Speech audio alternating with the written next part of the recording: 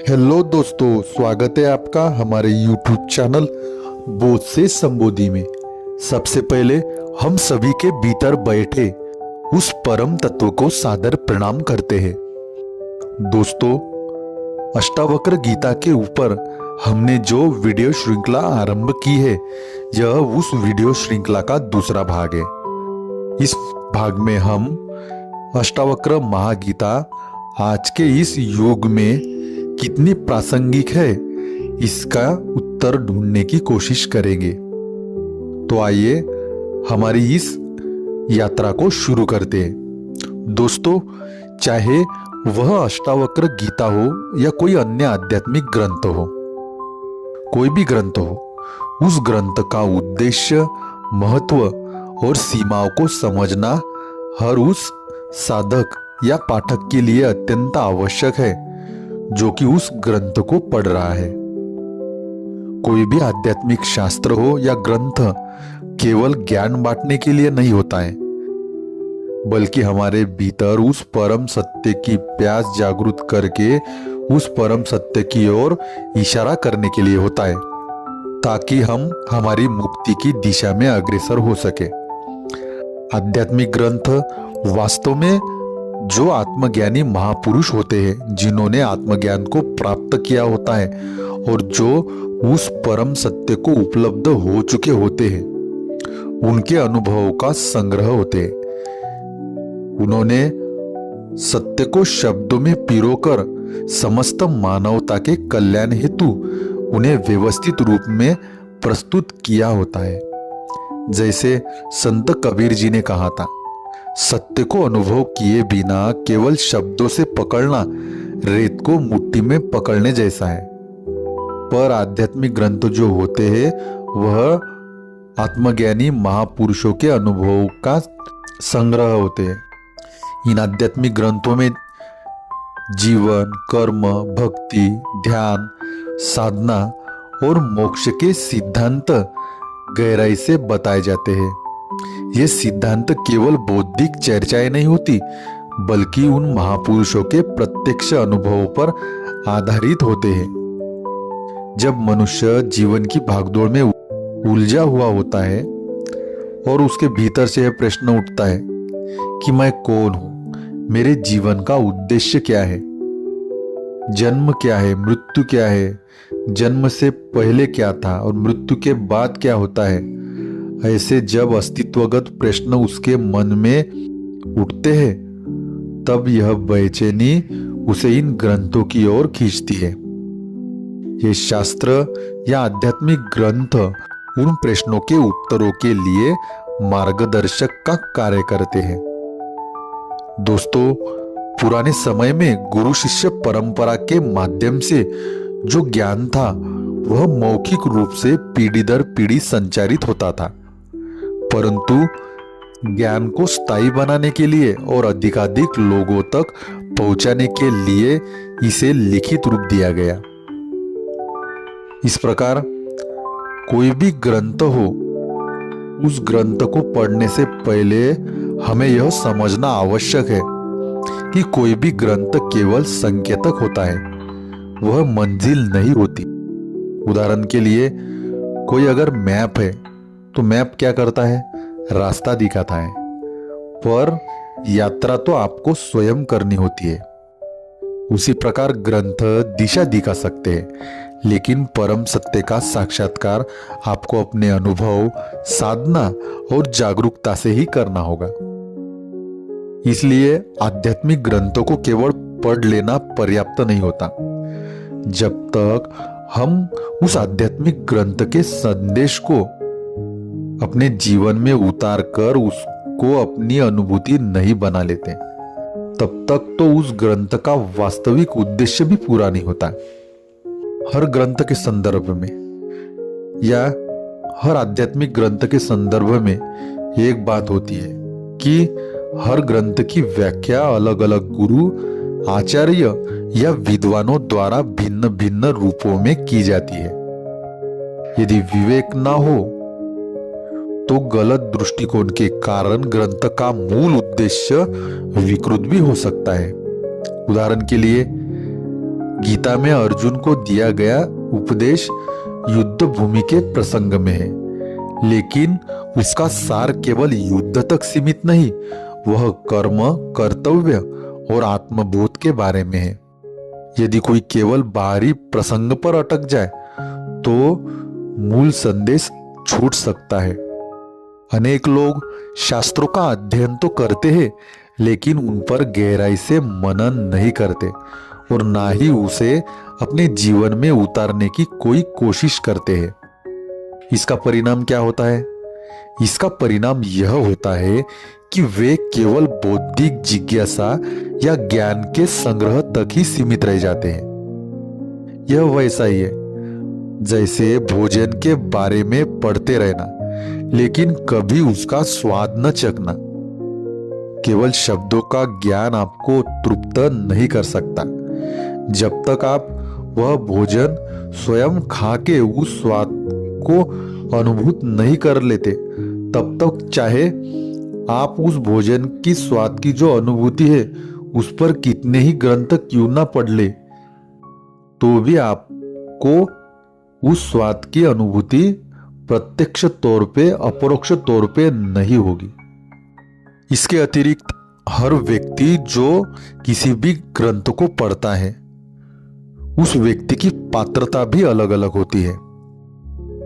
हर कोई व्यक्ति, उसके मन, बुद्धि, चित्त और अहंकार, यानी उसके अंतरतम की जो स्थिति होती है, अंतःकरण की जो स्थिति होती है, वह साथ ही जो त्रिगुण है, सात्विक, राजसिक और तामसिक, इन त्रिगुणों का उस व्यक्ति के भीतर क्या अनुपात है, इस पर उस व्यक्ति की स्थिति निर्भर रहती है।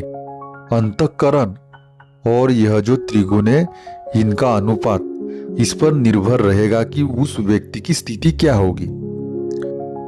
तो इस प्रकार कोई भी व्यक्ति एक जैसा हर क्षण नहीं रहता है, हर क्षण उसमें बदलाव होते रहता है।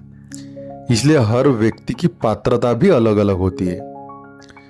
जिस अनुपात में वह ग्रहण करेगा, उसी अनुपात में वह ज्ञान उसके अनुभव में उतरेगा। इसलिए ग्रंथ पढ़ने के साथ साथ हमें अपने अंतःकरण को शुद्ध करने और साधना और जागरूकता से उसको विकसित करने की भी आवश्यकता होती है। तभी कोई भी ग्रंथ हमारे जीवन में वास्तविक परिवर्तन और अध्यात्म का जो उद्देश्य है, परम मुक्ति, उसका कारण बन सकता है। इसलिए दोस्तों, जो भी ग्रंथ रचे गए हैं, उनका उद्देश्य तभी पूर्ण माना जाता है जब पाठक उन्हें केवल पढ़े ही नहीं, बल्कि उनके उपदेश को अपने जीवन में उतारकर उनका प्रत्यक्ष अनुभव करे।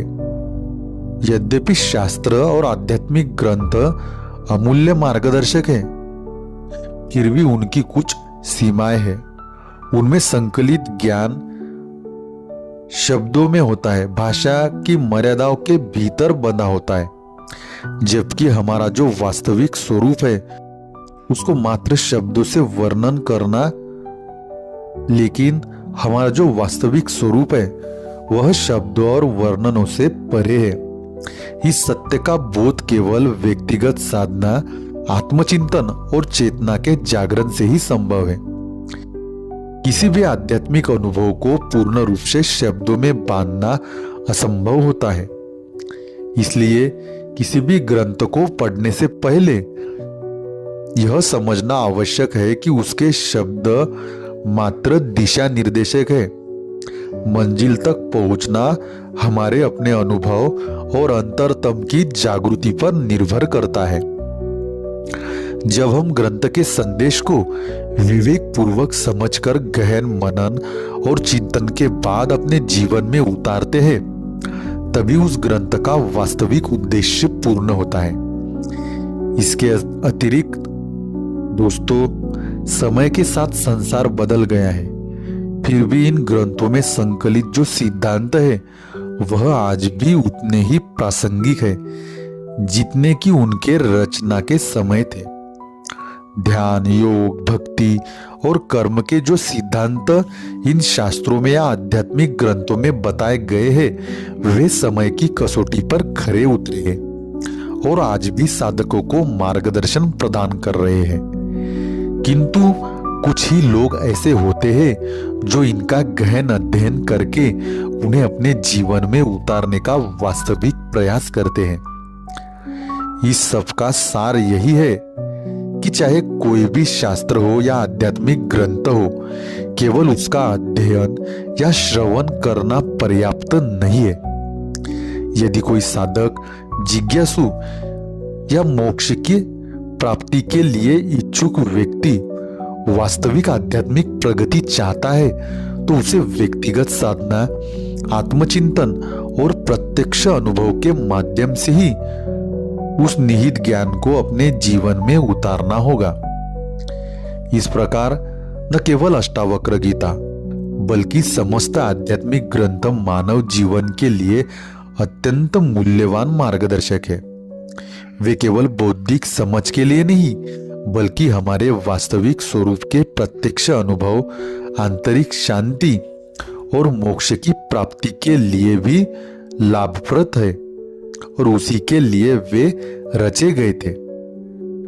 इन ग्रंथों की अपनी सीमाओं के बावजूद आज तक लिखे गए सभी शास्त्र और ग्रंथ आध्यात्मिक यात्रा में महत्वपूर्ण आधार और मार्गदर्शन का कार्य करते आए हैं। यही कारण है कि आज भी ये ग्रंथ साधकों, दार्शनिकों और आध्यात्मिक खोजियों के लिए उतने ही महत्वपूर्ण है जितने प्राचीन काल में थे। ये ग्रंथ न केवल भारतीय इतिहास और संस्कृति की धरोहर है बल्कि समस्त मानवता के आध्यात्मिक उत्थान के लिए अमूल्य मार्गदर्शक भी है। तो इसी श्रेणी में हमारी जो अष्टावक्र महागीता है वह भी है और उसी बात का हम अवलोकन करने की कोशिश कर रहे हैं कि अष्टावक्र महागीता आज के इस युग में कितनी प्रासंगिक है। तो दोस्तों, अष्टावक्र महागीता जो है वह अद्वैत वेदांत पर आधारित एक अद्वितीय और अत्यंत गूढ़ आध्यात्मिक ग्रंथ है। इसे महर्षि अष्टावक्र और राजा जनक जी के संवाद के रूप में प्रस्तुत किया गया है। ऋषि अष्टावक्र जो जन्म से ही 8 स्थानों पर टेढ़े थे, वे इस तथ्य का प्रतीक है कि बाह्य रूप से अपूर्णता होते हुए भी आत्मज्ञान और अद्वैत सत्य में पूर्ण स्थापित होना संभव है। यह जो ग्रंथ है अष्टावक्र महागीता मुख्यतः हमारे वास्तविक स्वरूप, जिसको कि हम आत्मा कहते हैं, उसके साक्षात्कार पर केंद्रित है। अष्टावक्र महागीता अन्य शास्त्रों जैसे वेद, उपनिषद, भगवद गीता या प्रकरण ग्रंथों से कई प्रकार से भिन्न है। जहां उपनिषद और भगवद गीता जैसे ग्रंथ भक्ति और ज्ञान के संतुलित मार्ग पर बल देते हैं, वही अष्टावक्र गीता केवल और केवल निर्विकल्प अद्वैत ज्ञान पर ही केंद्रित रहती है। अन्य जो ग्रंथ है वह क्रमिक साधना का पथ बताते हैं। यज्ञ, पूजा, ध्यान, नैतिक आचरण और भक्ति जैसे उपायों के माध्यम से आत्मबोध की यात्रा का निर्देश करते हैं। इसके विपरीत अष्टावक्र महागीता स्पष्ट रूप से कहती है कि आत्मा तो पहले से ही मुक्त और पूर्ण है। साधक को केवल अज्ञान के आवरण को हटाकर अपने वास्तविक स्वरूप का अनुभव करना है। अष्टावक्र महागीता जो है, इस ग्रंथ की शैली भी अद्वितीय है। यह दार्शनिक तर्कों या फिर कोई कथाओं या कर्म निर्देशों की जटिलता से दूर रहकर सहज, सीधा और पारदर्शी संदेश देती है। इसमें बाहरी नियमों, कर्मकांड या धार्मिक औपचारिकताओं की कोई अपेक्षा नहीं है। यह केवल आंतरिक जागृति और आत्मबोध को ही मुक्ति का मार्ग मानती है। इसी कारण अष्टावक्र गीता को आध्यात्मिकता का शिखर कहा जाता है, जहाँ साधक बिना किसी मध्यवर्ती साधनों के सत्य का प्रत्यक्ष अनुभव कर सकता है। अष्टावक्र गीता में प्रत्यक्ष आत्मबोध पर बल दिया हुआ है। अष्टावक्र कहते हैं कि जैसे ही अहंकार और माया से मुक्ति मिलती है, आत्मा का सच्चा स्वरूप स्वतः ही प्रकट होता है। संसार की गतिविधियों में रहते हुए भी स्वयं को केवल साक्षी के रूप में देखना, यही सच्ची मुक्ति है। यह जो अष्टावक्र गीता है, इसको बहुत से विद्वानों ने सराहा है, जिसमें स्वामी विवेकानंद कहते थे कि अष्टावक्र गीता निर्भीक आत्मज्ञान और पूर्ण स्वतंत्रता का संदेश देती है। इसमें किसी प्रकार का समझौता नहीं है। इस प्रकार अष्टावक्र महागीता बताती है कि मोक्ष या मुक्ति भविष्य का लक्ष्य नहीं, बल्कि वर्तमान में आत्मबोध का अनुभव है। यह ग्रंथ साधक को यह समझाता है कि कर्म, भक्ति या बाहरी प्रयास केवल साधन है। अंतिम सत्य तो आत्मा की साक्षीभाव पूर्ण पहचान है। इस प्रकार यह जो ग्रंथ है अष्टावक्र महागीता, वह पारंपरिक कर्मकांड या नियमों से परे जाकर पूर्ण स्वतंत्रता और आत्मस्वरूप की अनुभूति कराता है। इस प्रकार अष्टावक्र गीता भारतीय शास्त्रों की परंपरा में वह रत्न है जो कर्मकांड या क्रमिक साधना पर निर्भर न रहकर सीधा आत्मा और अद्वैत का अनुभव करने की ओर ले जाता है। यह अन्य जो धार्मिक ग्रंथ है उनके समान ही बहुत महत्वपूर्ण है, लेकिन अपनी सहजता, निर्भीक अद्वैत दृष्टि और इसे पढ़कर तत्काल आत्मबोध प्राप्त होना संभव होने के कारण कई विद्वानों ने अष्टावक्र महागीता को आध्यात्मिकता का शिखर माना है। इसलिए इसे केवल पढ़ने के लिए नहीं या सुनने के लिए नहीं, बल्कि आत्मा का प्रत्यक्ष अनुभव करने के लिए एक जीवंत प्रेरणा के रूप में देखा जाना चाहिए। अष्टावक्र गीता सत्य का शुद्धतम वक्तव्य है। इसमें सत्य को जैसा है वैसा ही कहा गया है, बिना किसी मिलावट या समझौते के। यह आध्यात्मिकता का ऐसा विज्ञान बताती है जो उसकी सच्ची सार्थकता को संजोए होती है और जिसे हम कई प्रसिद्ध शास्त्रों में भी पूरी तरह नहीं देख पाते। अष्टावक्र जैसे ज्ञानी सत्य के साथ कोई समझौता नहीं करते। वे परिणामों की परवाह किए बिना केवल परम सत्य को व्यक्त करते हैं। उन्हें समन्वय या लोक लुभावन मिलावट की चिंता नहीं होती। उनका संदेश खिचड़ी जैसा मिश्रित नहीं, बल्कि गणित की तरह अपरिवर्तन और सटीक होता है, जिससे भिन्न कोई दूसरा अर्थ निकालना असंभव है। अष्टावक्र गीता अध्यात्म का शिरोमणि ग्रंथ है, अतुलनीय है। यह हमारे वास्तविक घर से आया हुआ संदेश है। यह अष्टावक्र जैसे आत्मज्ञानी ब्रह्म स्वरूप सद्गुरु का वचन है, जो देश, काल और प्रभाव से परे शुद्ध, सटीक और अपने आप में पूर्ण है। इसलिए अष्टावक्र गीता को अद्वैत वेदांत का सबसे शुद्ध और सीधा वक्तव्य माना जाता है, क्योंकि इसमें सत्य को बिना किसी कर्मकांड या बाह्य क्रियाकलाप, भक्ति या लोक सुविधाजनक व्याख्याओं के सीधे रूप में प्रकट नहीं किया गया है। अन्य शास्त्रों में जैसे वेद हो, उपनिषद या भगवत गीता में कर्म, भक्ति, धर्म और योग का संतुलित मार्ग दिया गया है, जो विभिन्न साधकों की क्षमता के अनुसार होता है। लेकिन अष्टावक्र गीता साधक से कोई बाहरी साधना नियम नहीं चाहती है। वह कहती है कि आत्मा तो पहले से ही मुक्त है, बस अज्ञान का पर्दा हटाना जरूरी है। यह जो ग्रंथ है वह न तो लोकप्रियता की परवाह करता है और न ही सामाजिक मान्यताओं को संतुष्ट करने के लिए अपने संदेश को बदलता है। इसका वक्तव्य गणितीय सटीकता की तरह है, जिसे किसी और तरह से तोड़ मरोड़ कर समझना संभव नहीं है। यही कारण है कि विद्वान और संत इसे आध्यात्मिकता का शिरोमणि ग्रंथ मानते हैं, जो कि तुलनातीत और अतुलनीय है। यह संदेश हमारे वास्तविक घर से आया है। ऐसा हमने क्यों कहा? क्योंकि यह जो शिक्षाएं है वह किसी बाहरी विचार या संस्कृति से नहीं, बल्कि अंतर्मन की परम चेतना या ब्रह्म से उत्पन्न अनुभूति है। देश काल से परे होने का तात्पर्य क्या है? इसके सत्य को किसी विशेष समय, स्थान या समाज पर निर्भर नहीं किया जा सकता।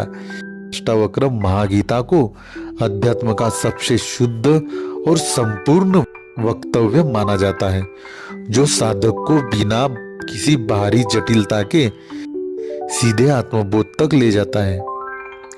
अष्टावक्र गीता को कई विद्वान इसलिए विशेष मानते हैं क्योंकि यह बिना किसी मिलावट, डर या लोकप्रिय अपेक्षाओं के सिवा सीधा और सटीक रूप से परम सत्य को व्यक्त करना है। यह केवल ज्ञान का संग्रह मात्र नहीं, बल्कि आत्मा के वास्तविक स्वरूप का निर्भीक और अपरिवर्तनीय उद्घोष है, जो समय, स्थान और सामाजिक परिस्थितियों से परे है। इसमें सीधी बातें, बिना किसी अनावश्यक शब्दों के, अष्टावक्र गीता का एक लक्षण है। अध्यात्म का अंतिम लक्ष्य है अपने वास्तविक स्वरूप को प्राप्त करना या उसका बोध कर लेना। अतीत में इस हेतु अनेक मार्ग बताए गए हैं, जैसे भक्ति मार्ग, ज्ञान मार्ग, कर्म मार्ग, योग मार्ग, ध्यान मार्ग, संन्यास मार्ग आदि आदि। इन मार्गों में साधक को क्रमिक रूप से साधनाओं के माध्यम से अपने आत्मस्वरूप का अनुभव करना होता है। लेकिन इसके विपरीत अष्टावक्र गीता सीधे उस मूल कारण पर प्रहार करती है जिसके कारण हम अद्वैत स्वरूप से भटक गए हैं। वह कारण है अज्ञान। अष्टावक्र कहते हैं, यदि हम केवल अज्ञान के कारण अपने अद्वैत स्वरूप से दूर हो गए हैं, तो इस ज्ञान को दूर करने का एकमात्र उपाय है बोध प्राप्त करना। इसके लिए किसी बाहरी कर्म, क्रिया या साधना की आवश्यकता नहीं है, केवल और केवल सच्चा बोध ही पर्याप्त है।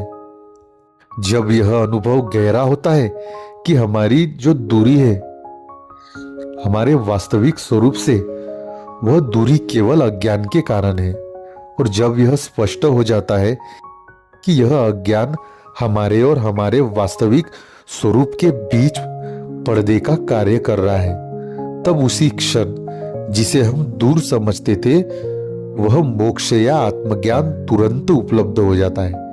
यही क्षण है जब साधक परम सत्य को प्राप्त करता है। इस प्रकार अष्टावक्र महागीता बहुत ही विशिष्ट है और क्रांतिकारी दृष्टिकोण को स्पष्ट करती है।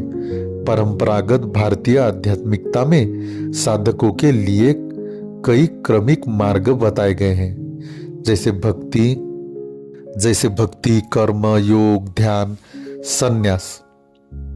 यह जो मार्ग है वह धीरे धीरे मन को शुद्ध करके आत्मबोध की तैयारी कराते हैं, परंतु अष्टावक्र गीता इन सभी क्रमिक विधियों को पार कर सीधा समाधान प्रस्तुत करती है। इसके अनुसार साधक और उसके आत्मस्वरूप के बीच एकमात्र बाधा है अज्ञान या अविद्या। जैसे ही यह अज्ञान बोध के प्रकाश से समाप्त होता है, मोक्ष कोई दूर का लक्ष्य नहीं बल्कि तत्काल अनुभव बन जाता है। अष्टावक्र जी का मत है कि इसके लिए किसी प्रकार की कर्मकांड, पूजा, तपस्या या बाहरी साधनाओं की आवश्यकता नहीं है। यही कारण है कि अष्टावक्र गीता को अन्य ग्रंथों से अलग और अनूठा माना जाता है। यह सत्य के साथ कोई समझौता नहीं करती, ना ही इसे आकर्षक बनाने के लिए उसमें कोई मिलावट करती है। यह अध्यात्म को गणित की तरह सटीक और निर्विवाद तौर पे प्रस्तुत करती है, जहाँ सत्य वही है जो हमेशा था और हमेशा रहेगा। इसीलिए विद्वान और संतजन इसे अद्वैत वेदांत का शिखर मानते हैं, जो समय, स्थान, परिस्थितियां उन सबसे परे है और सीधे आत्मबोध तक ले जाती है। इसलिए आपका जो वास्तविक स्वरूप है वह कहीं खोया नहीं, आप केवल उसे अज्ञान या अविद्या के कारण भूल गए हैं। आपको बस ज्ञान का दीपक जलाकर उस अज्ञान रूपी अंधकार को दूर करना है। इसके लिए किसी अन्य क्रिया या बाहरी साधन की आवश्यकता नहीं है, केवल ज्ञान का प्रकाश ही पर्याप्त है। इसी अज्ञान के कारण आपको रस्सी में सांप का भ्रम होता है और इसी भ्रम के कारण आप अनगिनत क्रियाकलापों में उलझे हुए हैं। इस उलझन से बाहर निकलना आपके अंतरतम की गहरी प्यास है, जिसे आप बाहरी क्रियाओं से बुझाने का प्रयास कर रहे हैं, जबकि उसका समाधान आपके भीतर के ज्ञान में ही निहित है। दोस्तों, हम एक ऐसे दौर में जी रहे हैं जहां जानकारी की तो भरमार है, लेकिन आंतरिक शांति और स्पष्टता की कमी महसूस होती है। आधुनिक जीवन की तेज रफ्तार, प्रतिस्पर्धा, अनिश्चितता और बाहरी सफलता की दौड़ ने हमें भीतर से थका दिया है। ऐसे समय में प्राचीन ज्ञान की पुकार पहले से ही कहीं अधिक गूंज रही है और इसी संदर्भ में अष्टावक्र महागीता भी फिर से प्रासंगिक हो उठी है। इसी खोज का उत्तर सदियों पहले ऋषि अष्टावक्र जी ने दिया था। ऋषि अष्टावक्र के कुछ ही संवादों ने अद्वैत वेदांत के उस शुद्धतम सत्य को उजागर किया जो कहता है, आत्मा न जन्म लेती है, न मरती है, न बंधन में है और न ही मुक्ति की तलाश में है। वह सदा ही स्वतंत्र है, पूर्ण है। अष्टावक्र गीता केवल एक ग्रंथ नहीं, बल्कि चेतना के जागरण का मधुर निमंत्रण है। यह हमें बताती है कि जब दृष्टिकोण बदलता है तो संसार भी बदल जाता है। यह ज्ञान किसी एक काल या संस्कृति तक सीमित नहीं है। यह न्यू एज की तेज रफ्तार दुनिया में भी उतना ही प्रासंगिक है। अष्टावक्र गीता एक दार्शनिक ग्रंथ नहीं है, यह चेतना का स्पष्ट अनुभव कराने वाला संदेश है। ऋषि अष्टावक्र जी ने अपने कुछ ही संवादों में यह उद्घोष किया था कि आत्मा न जन्म लेती है, न मरती है, न बंधन में है और ना ही मुक्ति की तलाश में है। यह अद्वैत वेदांत का सबसे शुद्ध और सरल रूप है, जहाँ कोई कर्मकांड, कोई जटिल नियम, कोई बौद्धिक तर्क की जरूरत नहीं होती। केवल और केवल सीधा आत्म साक्षात्कार होता है। आज की दुनिया जहाँ सीमाएं धुंधली हो रही है, तकनीक हमें जोड़ भी रही है और अलग भी कर रही है, जहाँ सुरक्षा और मानसिक तनाव बढ़ रहे हैं, वही अष्टावक्र महागीता हमें स्मरण कराती है कि शांति बाहर नहीं, भीतर है। यह हमें सिखाती है कि जब दृष्टिकोण बदलता है तब संसार भी नया दिखाई देता है। इस न्यू एज दृष्टिकोण से हम इस श्रृंखला में देखेंगे कि अद्वैत का यह जो ज्ञान है वह केवल ध्यान योग तक सीमित नहीं है, बल्कि आधुनिक रिश्तों, कार्य, जीवन संतुलन, पर्यावरणीय संकट और वैश्विक चुनौतियों के बीच भी मार्गदर्शन दे सकता है। यह हमें दिखाएगा कि आत्मा की अनंत स्वतंत्रता को पहचान कर हम न केवल अपने जीवन को बदल सकते हैं, बल्कि समाज में करुणा, असंतुलन और सहयोग का वातावरण भी बना सकते हैं। अष्टावक्र गीता हमें याद दिलाती है कि हम जो खोज रहे हैं वह पहले से ही हमारे भीतर विद्यमान है। यह ज्ञान न केवल व्यक्तिगत मुक्ति का बल्कि सामूहिक जागरण का भी द्वार है। जब सोशल मीडिया पर मान्यता की खोज हमें थका देती है तो अष्टावक्र गीता याद दिलाती है कि आपका मूल्य दूसरों की स्वीकृति से परे है। जब तनाव और चिंता हमें घेर लेते हैं तो अष्टावक्र गीता उस समय हमें भीतर की शांति की ओर लौटना सिखाती है। जब पर्यावरणीय संकट या वैश्विक संघर्षों से हम परेशान होते हैं तो अष्टावक्र महागीता दिखाती है कि जब हम स्वयं को ब्रह्मांड से अलग मानना छोड़ देते हैं तो करुणा और संतुलन अपने आप जन्म लेता है। यह श्रृंखला केवल शास्त्रीय व्याख्यान नहीं होगा, हम कार्य, जीवन संतुलन और व्यक्तिगत विकास के संदर्भ में समझेंगे। हम देखेंगे कि अष्टावक्र गीता के सिद्धांत ध्यान, जागरूकता और निर्णय लेने की स्पष्टता के लिए कैसे मार्गदर्शन करते हैं। मैं आपसे एक प्रश्न पूछना चाहता हूँ, क्या आपने कभी ऐसा अनुभव किया है कि आपके भीतर कुछ ऐसा है जो बदलते हालात, विचारों और भावनाओं से परे सदैव अडोल और शांत है? यही अनुभव अष्टावक्र गीता का सार है। यह हमें बाहर नहीं, भीतर झांकने के लिए प्रेरित करती है। तो आइए इस यात्रा पर साथ चले, जहाँ गुरु और शिष्य दोनों आप ही है और बस दृष्टि बदलने की देर है। यदि आपको यह संदेश अर्थपूर्ण लगे तो कृपया इस श्रृंखला को लाइक, शेयर और बिना भूले सब्सक्राइब जरूर करें। साथ ही अगर आपके मन में कोई प्रश्न उपस्थित होते हैं या आपको अपनी राय या अनुभव साझा करनी होती है तो आप कमेंट सेक्शन में जरूर लिखें। आपके शब्द और आपका समर्पण ही इस ज्ञान को और भी लोगों तक पहुंचाने के लिए माध्यम बन सकता है। अष्टावक्र गीता के अद्वैत स्वर को आधुनिक युग की धड़कनों से जोड़ते हुए आइए अब हम भीतर की उस शांति, सत्य को फिर से खोजें जो सदा हमारे साथ है। दोस्तों, आज के लिए इतना ही।